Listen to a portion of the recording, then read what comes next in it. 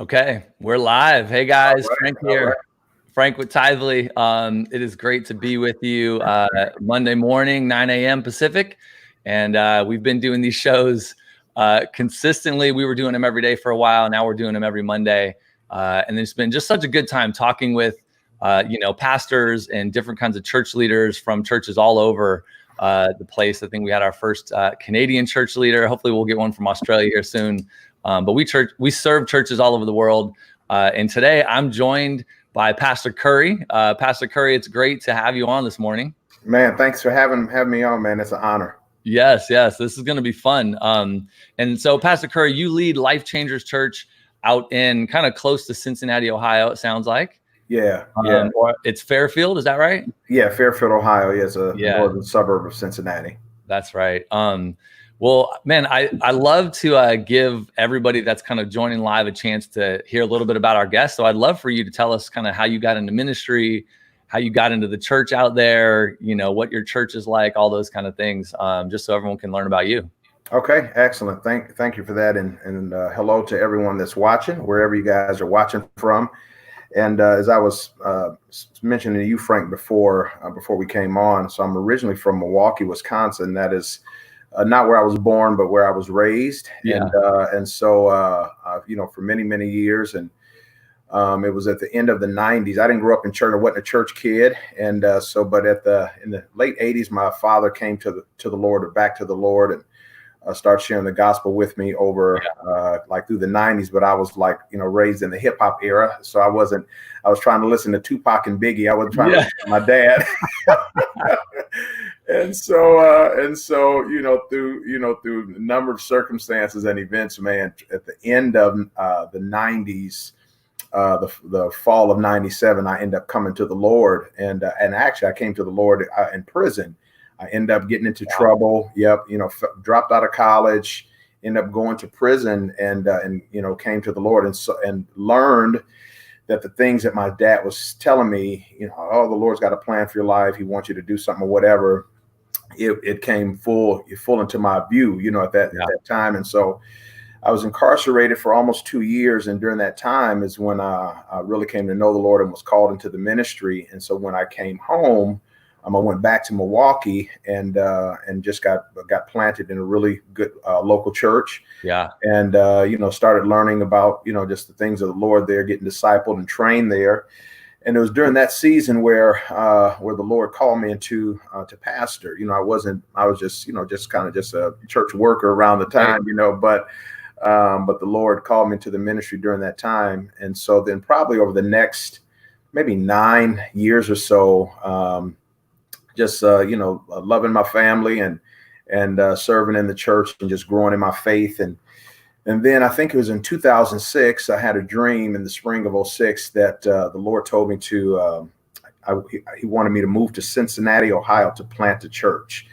And so that was such a shell shocker to me. Yeah. Any connection to Cincinnati? Like none at all. So we didn't know anyone in Cincinnati, had never been to Cincinnati. And, I'm an avid sports fan, so I knew about the Reds and the Bengals. Oh, you cut me, I bleed green and gold, man. I go get my Green Bay Packer blanket over here in my hat. I'm in my office, so I always end up watching all that stuff here. And so the only thing I knew about Cincinnati was about the sports teams, and so that was 06. And so then fast forward in 09, the end of the summer of 2009, we felt that it was time to move here. So I don't know if some of our viewers, they may be too young to remember the old show back in the day, the Beverly Hillbillies, and but I literally packed up a U-Haul truck like the Beverly Hillbillies, and I didn't move to Beverly, but we moved to Cincinnati from Milwaukee. And my wife and I and our children at the time, we had my wife and I we celebrate 19 years of marriage this coming September. And at the time we had 5 children, and we've had one since we've been in Ohio. So we've got 6 children, 3 boys, 3 girls, 2 dogs. Yeah, and that is crazy. When we were talking before the show, 6 kids, 2 dogs. You didn't share that part. So you've got your hands full. Man, literally. Yeah, literally. And so yeah, we moved here, and then maybe almost about 2 years after being here, we ended up launching out and planting Life Changers Church with the help of a local church that's here in the area that really had a vision to help pastors, younger pastors, to plant healthy churches. Mm-hmm. And so I was on staff there, and so they allowed us to help build a launch team from that church, and we planted. And so this October, we'll celebrate, I think, 9 years. Wow. Yeah, 9 years of the church. So it's been going well, man. Church is growing, it's healthy, and people are getting discipled. And, big part of what we do is, believe in training and raising up people and then sending them out. So, we've been able to send out a couple people who are leading their own churches now, and one in our area and one in a different part of the country. And so it has been an adventure, man. It's been really, really fun. It's been really cool just to see all the things the Lord has done through the years. Yeah. Such a cool. I know that's only the highlights or the cliff notes of the story. It's cool to see, and it's just always encouraging to hear how God works in people's lives, right? Yeah. And just to go, funny enough, I grew up on Tupac and Biggie too. I know it's odd, but I totally did. All I listened to was rap as a kid. You got to be careful nowadays. But like that's, and the other thing that you brought back Tupac and Biggie, and you brought back Cincinnati, which made me think of Ickey Woods. Yes. Big football guy too. So yeah. But yeah, it's cool to hear your story. And man, I see you on social media. Seems like the church is doing great. Talk to us a little bit about how COVID has impacted the church and how you guys moved online and some of the things you guys are doing in this season. Yeah, man, it has COVID-19 is my crushing. Oh my Lord, this is the year that changed the world, literally kind of for everyone. And we were coming off one of our one of the strongest years that we had in ministry, and had all these plans. And so you're looking forward to 2020. It's the start of a new decade, and and all those things. Mm-hmm. And then March rolls around. Well, February or whatever, and you start hearing these trickles of this invisible virus or invisible enemy, and how it's impacting different parts of the world. And I think sometimes, Frank, for most people, it could be like kind of out of sight, out of mind, but then when it started, trending, west, across the globe, and mm-hmm. and then, landed here in the US, and then it just spread like wildfire. And so, so now you're scrapping all of the plans that you had. Every November, our staff and team, we get together and we plan out the entire year of events, the upcoming year. Mm-hmm. And so it's like we had to take that playbook and almost kind of just rip it to shreds, because it's just you don't know what you don't know. And so so our last in-person service was mid-March, and it wasn't a real hard adjustment for us to go online or to do things digitally, because we had been doing that for many years with not only live streaming our services, doing a lot of things, even outside of our Sunday services. We've been very fortunate to have a number of highly gifted tech and media people that attend our church, and so that's always been great. And then we we're doing digital giving probably for a number of years, and I think we came on with the Tidely fam maybe about 3 years ago. So you've been around for a bit. So all of those balls had already been in motion. And so for us, it was really kind of just, making a pivot to like, okay, what does life look like now? Just, just you and the camera, and for which is hard, right? Oh my God. I've done broadcast lives. I mean, we do all kind of stuff, but to, be in a room or studio, or whatever you want to call it, and you're looking into the lens of a camera, you hear nothing else but your own voice. You don't know if you're saying something and you're offending somebody, or, because you can't see their facial expressions or their gestures. And so, man, it was really, really, it's, we've kind of gotten a groove now, but that first month and a half, maybe that first 6 weeks, it was just so challenging, because for a pastor, shepherds are designed to be around their sheep. And so Mhm. when you are not, it just creates this very weird, scenario. And so we, like probably most churches, were able to, kind of make that turn pretty good.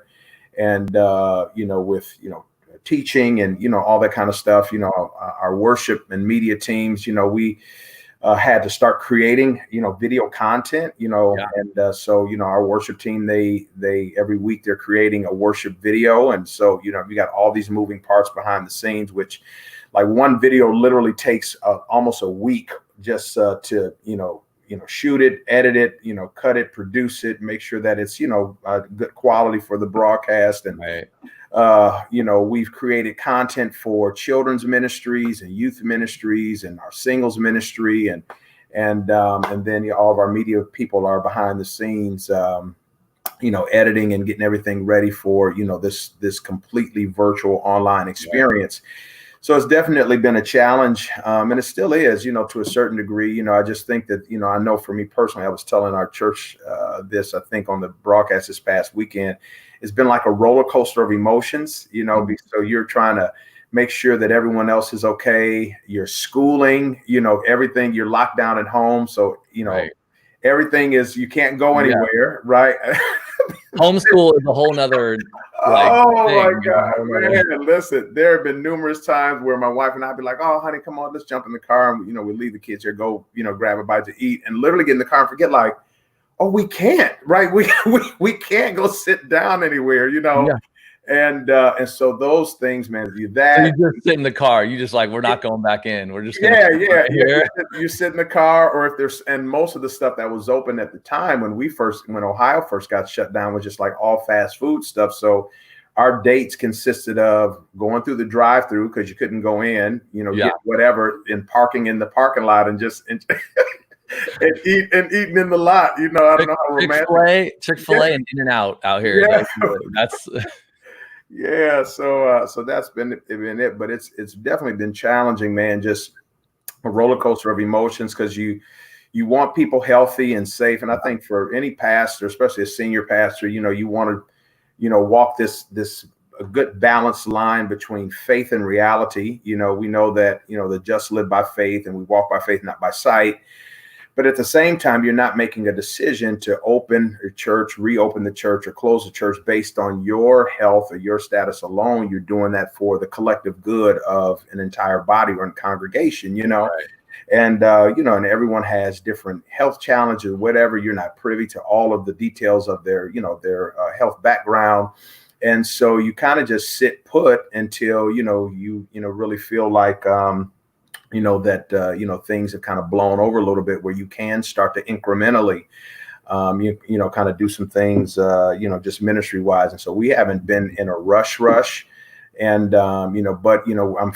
churches are reopening in our area slowly but surely. And so you're kind of feeling the urge to do that, so to speak, but at the same time, just trying to just walk a fine line and just balance. We don't want anyone getting sick or hurt, man, because, we're trying to do something prematurely, and, right. And, so, yeah, it's been tough. And so things are open. So before I get into the opening thing is we should touch on that, but you're doing church from right there. That's your office. That's where church goes down. That's where you broadcast from. Talk to us about your setup a little bit, because you were describing this earlier, but I just think it's cool how you're doing it all. Yeah. So initially, probably the first month, we were shooting at my office at our church building. Okay. And I just felt like when things changed, because we were having this conversation, like, well, do we shoot in our sanctuary? Just whatever, but it's just, but how different or weird would that be with, you singing, preaching, and no one there, Yeah. Empty room. Yeah. Empty room. And would that be too impersonal, because it's like, people are, they're not there in the room, they're in their living rooms. And so we never went that route, but so we just shot from my office at our church location. And I mean, we kind of like the intimate setup of that. And so we did that for maybe about a month, and then we moved here to my home. This is, where my wife and I and our children actually live. And so what we do here is, so this is my home office, and that door behind me is the door to my garage. And so I'm standing right now in front of my desk, my, where I work. And so we have our tech team. We have a table, literally probably an 8-foot white folding table that's set up in the garage with, all of our computers and everything on it, where they're running all of the behind the scenes tech stuff. Love it. For the broadcast on Sundays. And then I've got wires run, they drilled holes from my garage into my office into our living room. Oh, you committed. You let drill holes in the house. I did, man. I did. They're just like, Pastor, we got to do it. I'm like, okay, go ahead, And so they do that. So every Sunday morning, we have a team that comes, they set up all the lighting, and got cameras over here in the corner that they set up. And then in my living room, they set up a camera. We just have a 2-camera setup. When we were in our church location, we had a 4-camera setup. And then in my dining room, we have a few of our staff and our leaders. They moderate, and so they literally sit around our dining room table, and because we stream to YouTube, and then we also stream to 2 places on Facebook, and so they moderate all the comments, and they interact with those our first time viewers, and those that are watching online, and so it's kind of cool, because when our worship team comes on and sings, so because we've produced so many videos now, we'll play, 2 or 3 videos a week. I can, I'll say, well, how much time we got before I have to go back live? And so I can step out and I can go, we have breakfast. And so I'll go talk to some of the other people, some of our other team that's in some of the other rooms or whatever. And so, that's been a cool aspect. And we're working our children as well. I have a daughter. She majors in one of my twins. She majors in digital media at her school. This was her first year this past year doing that. And so now, we kind of train her. So she's running. This is the best internship of her life. Ever. Yeah. And then one of our sons he's going into the 9th grade. He helps the team that moderates the comments.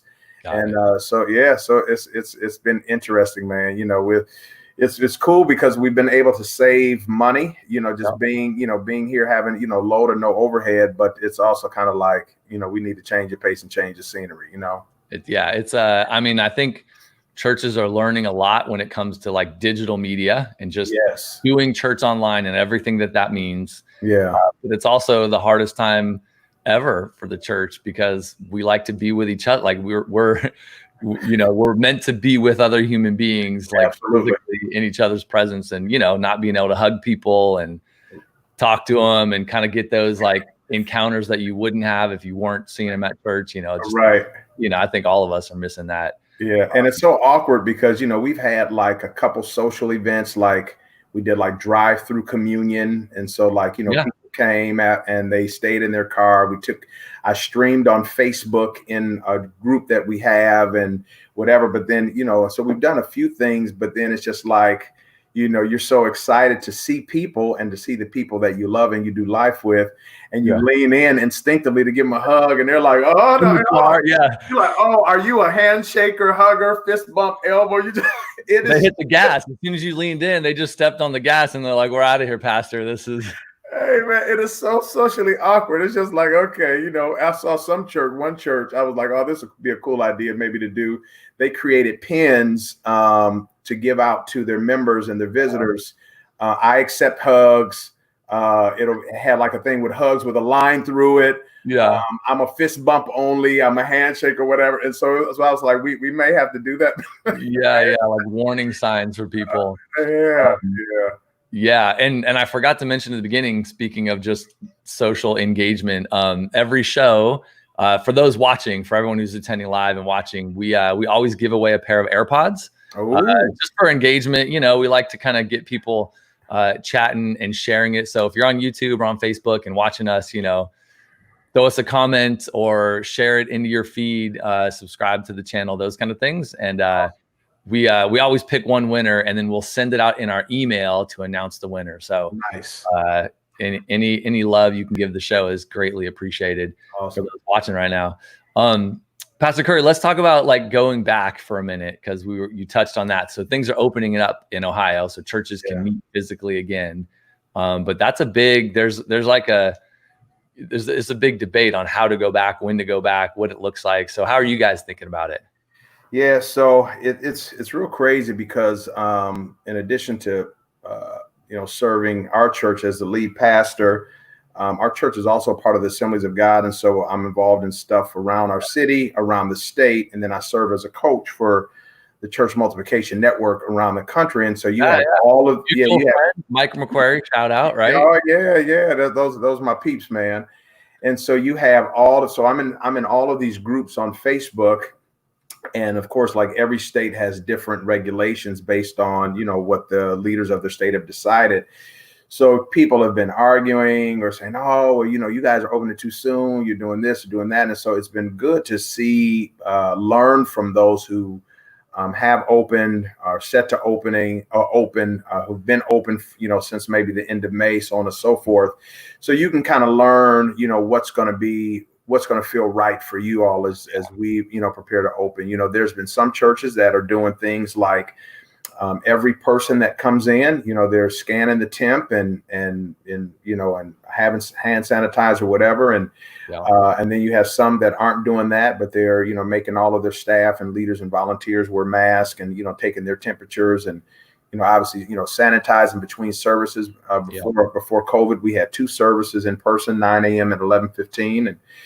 And so there's so many different things, to do and learn from. But one of the common threads that I've seen is that, which, maybe I don't know if we give a lot of thought to, is the psychological impact that a pandemic has on a person's psyche and how they think and how they'll respond, after, something like this. And so most of the churches, they've said that they've only seen about 20 to 30% of their membership comfortable enough to return to an in-person gathering. And so, like in a physical building.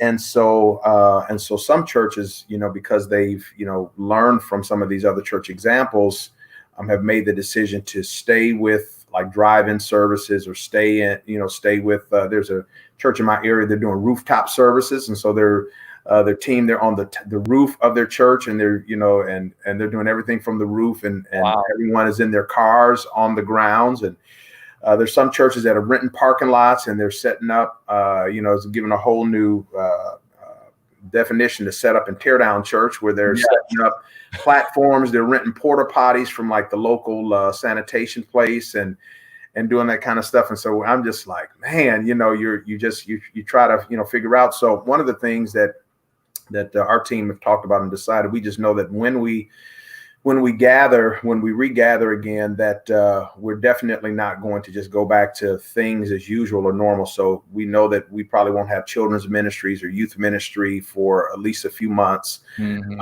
One of the things that we talked about doing was doing one in-person service. So having a two-person or 2-service format still. We since we've been digital, we've only just done, we eliminated our early service and just been doing our digital at 11:15. Right. And so we talked about maybe having a 9 a.m. service in person that would be RSVP. We said that we have these many seats. You have to RSVP in advance for it.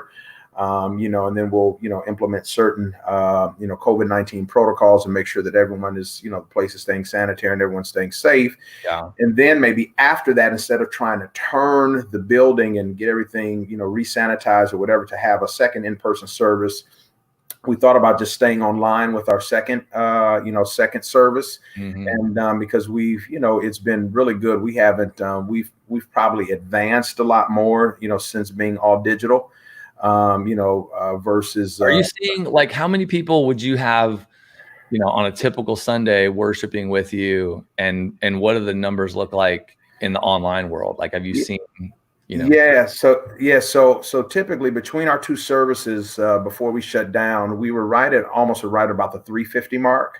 Mm-hmm. And so when we went online, cut the 9 a.m. service, measuring digital stuff is so it's weird.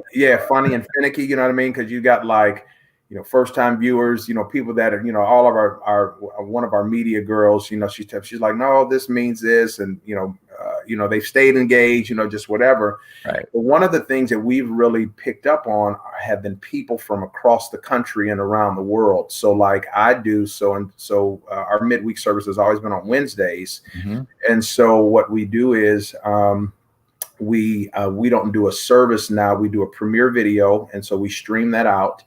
And during our normal service time, and then I lead a personal class on Zoom, and where people have to pre-register for that, so on and so forth. Our youth ministry leads their time on Instagram Live and on Facebook Live on their page. Yeah. And then my wife, who oversees our children's ministry, she leads a time for children's ministry on Wednesday night on their, the name of our children's ministry is Kingdom Kids, on their Kingdom Kids page. Yeah. And so we've tried to create, some new norm systems and routines, for our, our online thing versus just cutting everything. And then as we, seek to, re-engage and to regather in person, we're probably going to, err on the side of caution a little bit more and do things a lot slower. So maybe, in-car stuff, and then maybe, in person, but, limited numbers, and then maybe the in-person piece with,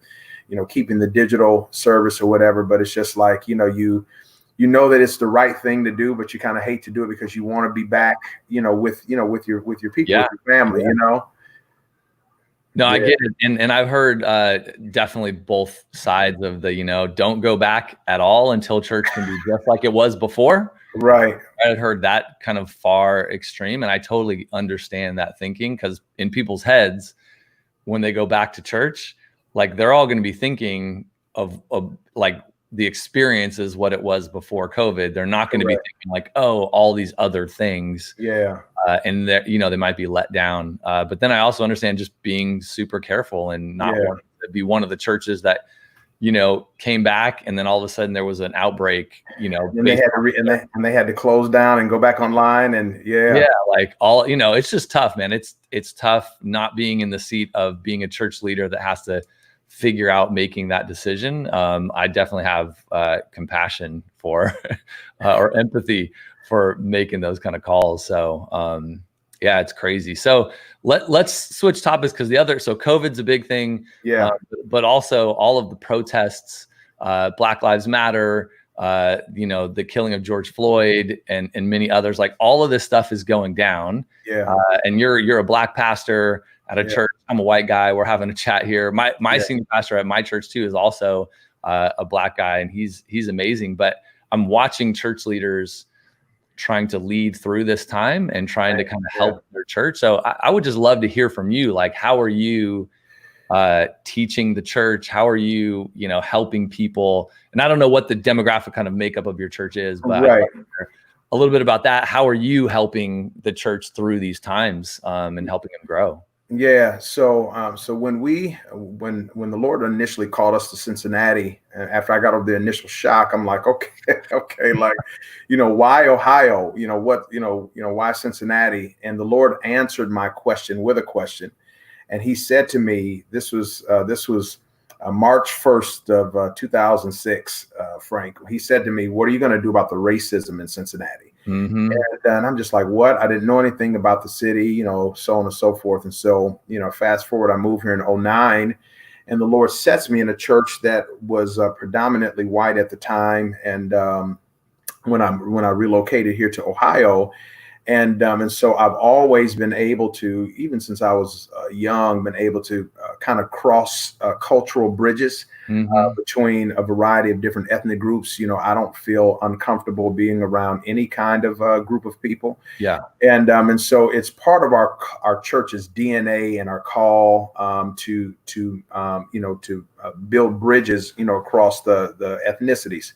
Yeah. And so it's things that we've always been talking about, teaching, trying to model, for many years. And then our church, like when we first launched, maybe probably about the first 18 to 20 months or so, we were probably about 95% white, which and so me and a few other families, African families, some Hispanics, we were, definitely the minorities in our church. And then maybe after some time that demographic shifted, and so we're still multi-ethnic.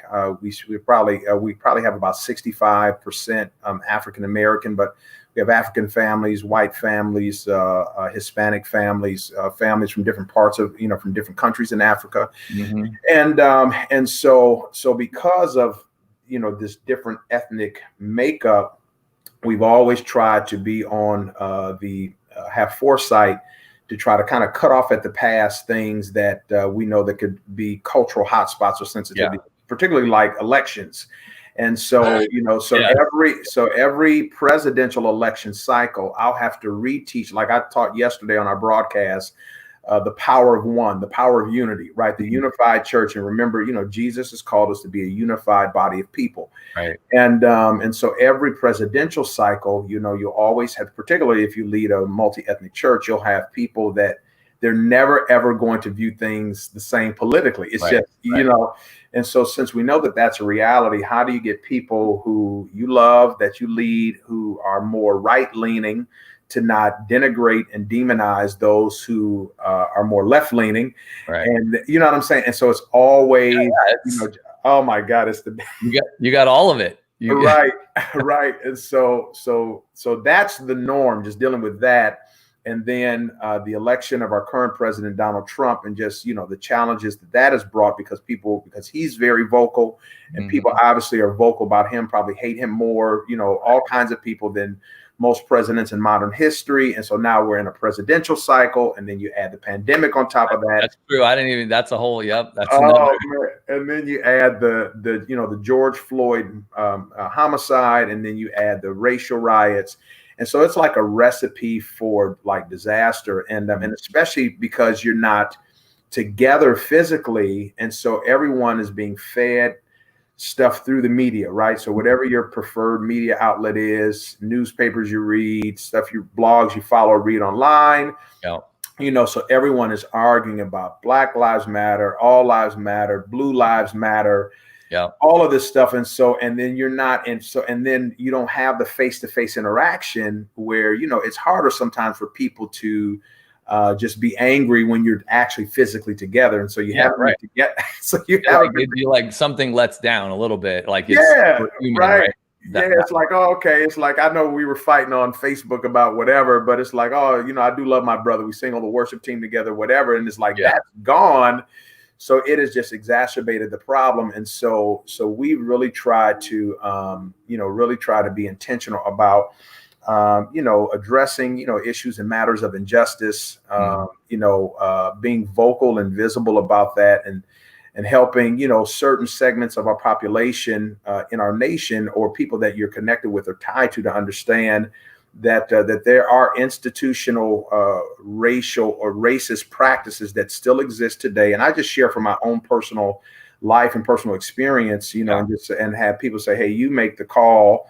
And what do you think? Was that just a mistake, coincidence, happens, chance, or could that be because of, a racial bias that, that maybe this officer carried in his heart, and, maybe it's embedded into the fabric, of different institutions in our society. And so now, instead of us, bickering and bantering with one another, let's work together to ensure that, issues like George Floyd, which for many African Americans, we feel like it's finally like, you guys finally see what we're saying, because there have been, other instances that have happened in recent history, Philando Castile, which, just a year and a half prior to George Floyd in Minneapolis, his death was streamed live on Facebook, when he was pulled over. And so, many African Americans, our level of frustration has been like, man, this is something that we've been saying, been crying or whatever. And it can be almost kind of add insult to injury when,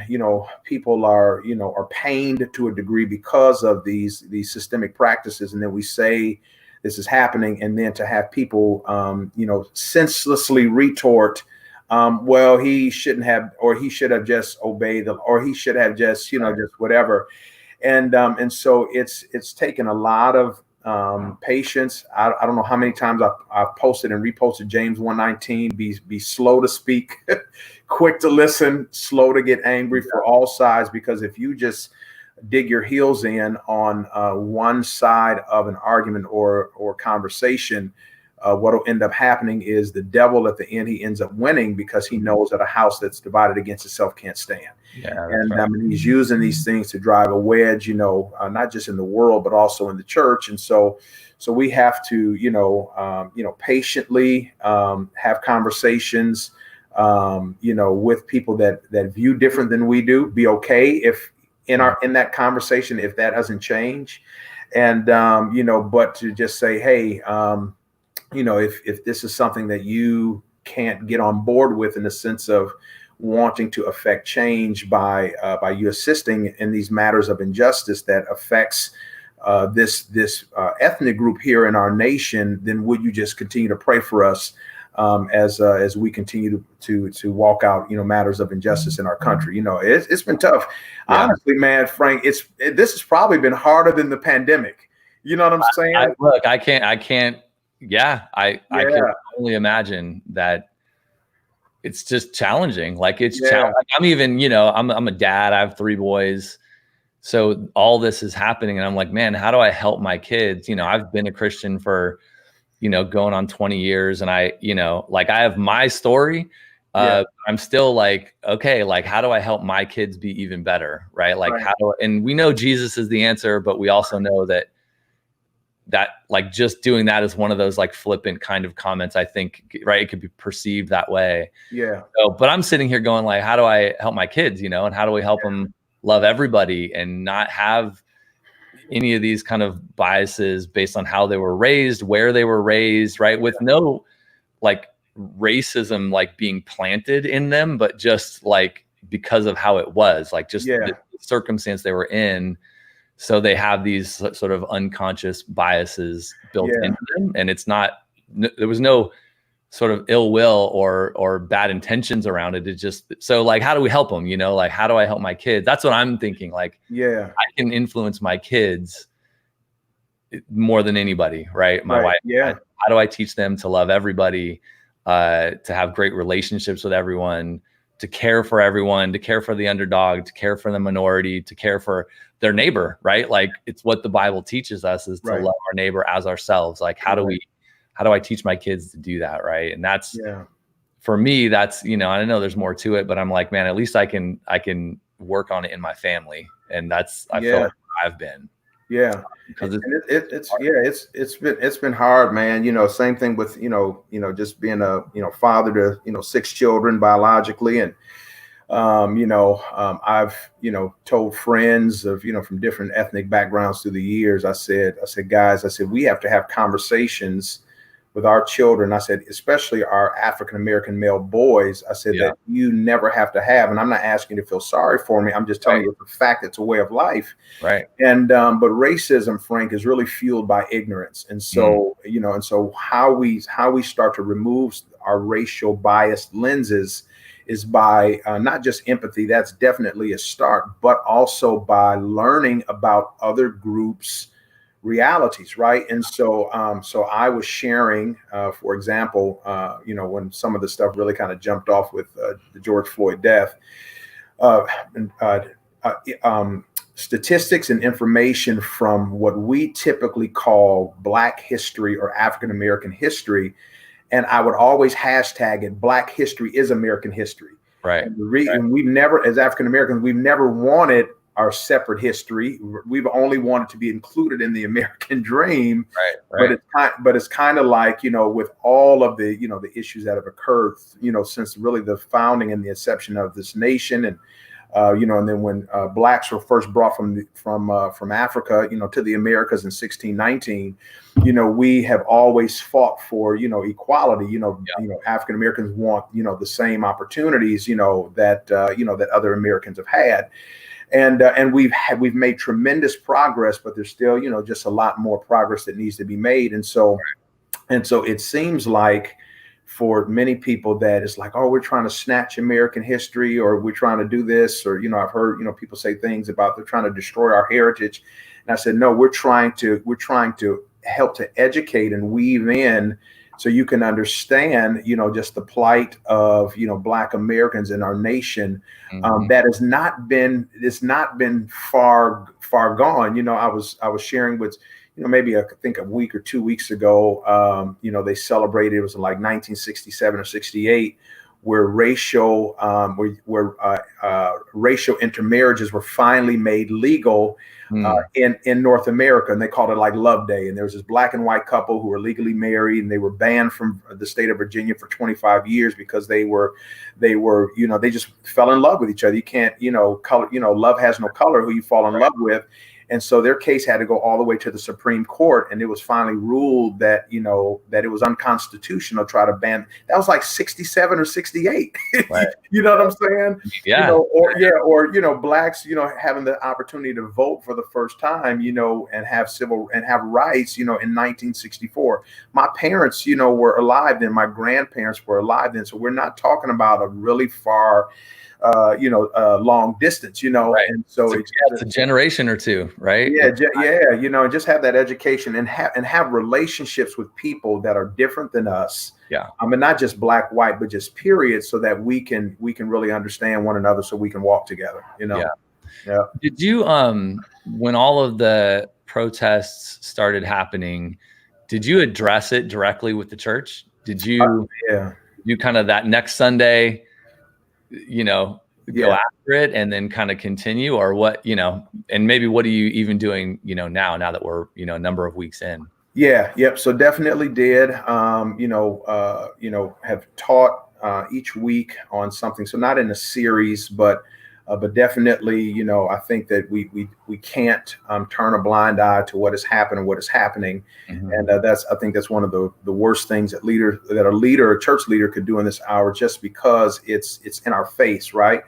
And so if we're not a voice to it, someone will give voice to it, and we don't want the wrong voices to lead the narrative concerning race relations in our nation.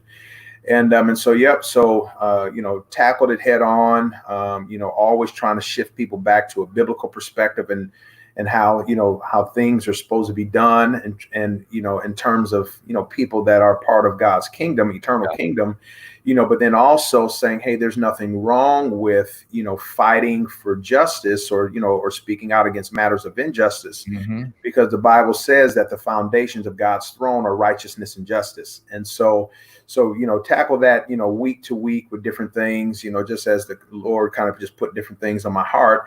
And still, we're a month removed, and just yesterday, I think the only time I've deviated since George Floyd's death was Father's Day, when I was, just had a message that was more geared towards, that perspective.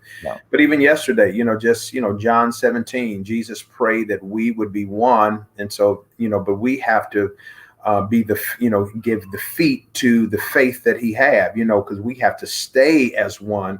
And it's easy to throw the towel in when someone disagrees with you politically or doctrinally or whatever, but the scripture says that we are to love our enemies.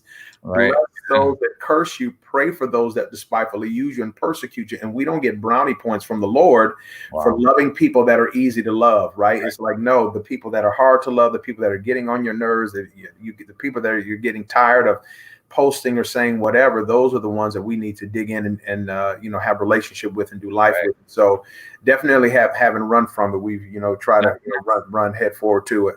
And we all probably have our own personal stories of like, when we do, obey that command, right? Loving our enemies and pushing through, like that's where breakthrough happens, right? That's where, my wife's got, some of her best friends or some of those relationships where like, it wasn't easy at the beginning, but they pushed through some stuff, and they're best friends to this day, Absolutely. So I think, good can happen when we do what God asks us to do. Amen.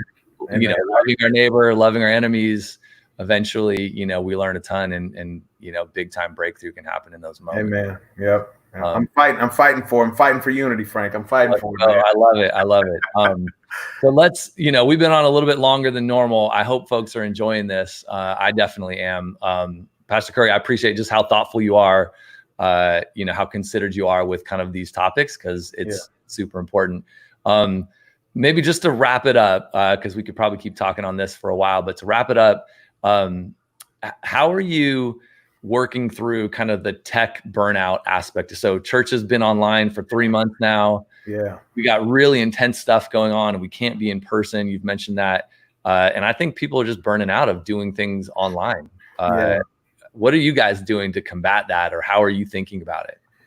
Yeah, it has been, I love technology, digital, like I'm a techie guy, but I am teched out.